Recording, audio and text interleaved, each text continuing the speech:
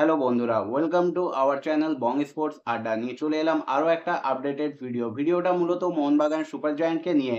তাই ভিডিওটা শেষ পর্যন্ত দেখবে, স্কিপ না করে। তাহলে আর বেশি দেরি না করে ভিডিওটা শুরু করা যাক। এতদিন ধরে সকলের মনেই একটা প্রশ্ন ঘুরপাক খাচ্ছিল, অ্যান্তোনিও লোপেস হাবাস তিনি আর এই সিজনে কোচ থাকছেন না মোহনবাগান সুপার জায়ান্টের। তাহলে তার জায়গায় কে কোচ হবেন, কবে মোহনবাগান সেটা ঘোষণা করবে?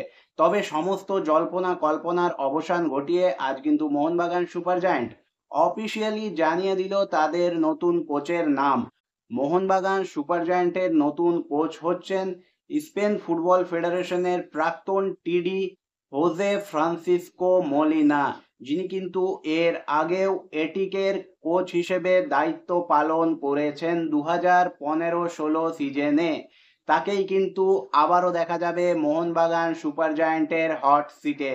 53 বছর বয়সী এই স্পেনীয় কোচকেই কিন্তু হাবাসের পরিবর্তে নিযুক্ত করলো মোহনবাগান সুপার জায়ান্ট ম্যানেজমেন্ট।